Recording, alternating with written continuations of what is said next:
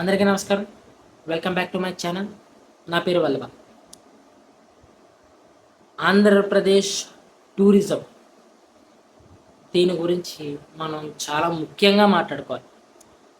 గత 5 సంవత్సరాలుగా చూసుకుంటే మనకి టూరిజం శాఖ మంత్రిగా ఉన్నటువంటి రోజా గారు ఏమి చేశారో ఏంటో ఎవరికీ తెలియదు. ఆవిడ నోరు వేసుకుని పడిపోవడము, పవన్ కళ్యాణ్ గారిని తిట్టడము, లేకపోతే చంద్రబాబు నాయుడు గారిని తిట్టడము, లోకేష్ గారిని ఏదో ఒకటి అనడము, ఆవిడ టూరిజం శాఖను అడ్డు పెట్టుకుని తిరుపతిలోని దర్శనాలకి పొలవమంటూ వెనకాలని మందనేసుకుని తీసుకెళ్ళిపోయి ఆ మందతోని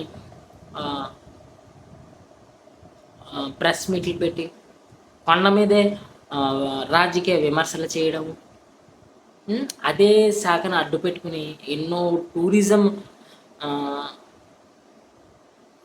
ఈ టూరిజం ఆంధ్రప్రదేశ్కు టూరిజం తేవకుండా ఆవిడ ఎన్నో టూర్లు వేశారు.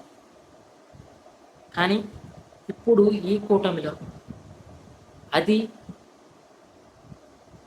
జనసేన తీసుకున్నటువంటి టూరిజం శాఖ అందులో దుర్గేష్ గారు చాలా అద్భుతంగా పనిచేస్తుంది. మనం ఇటీవలే చూసాం, సీ మీద వెళ్ళే బోట్లు ఏమన్నా విమానాలు లాంటివి టూరిజంలో తీసుకురావడం జరిగింది.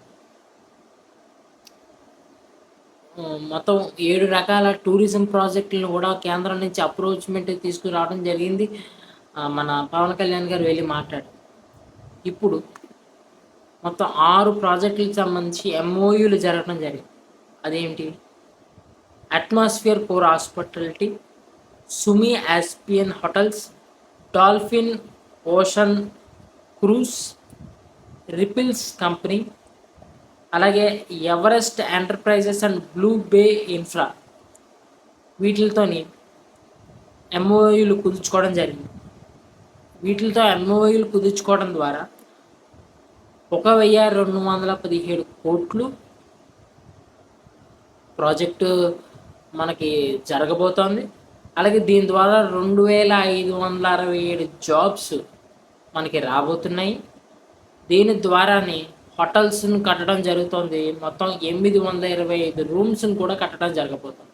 అంటే ఈ 825 రూమ్స్ కట్టడంలో భవన నిర్మాణ కార్మికులకు కూడా ఉపయోగపడే పరిస్థితి దీనిలో అంటే ఈ టూరిజం శాఖ ద్వారా ఒక భవన నిర్మాణ కార్మికులు అనే వారికి కూడా దీని నుంచి మనకు ఉపాధి పొందడం జరుగుతుంది.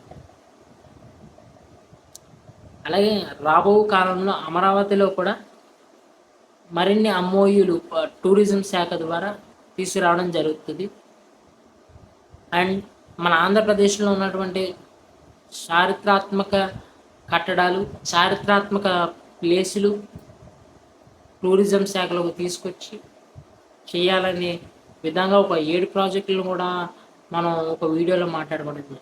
ఈ రకంగానే చాలా ఆంధ్రప్రదేశ్ని ఒక టూరిజం హబ్గా కూడా మార్చే విధంగా ప్లానింగ్లు క్లియర్గా కనబడుతుంది.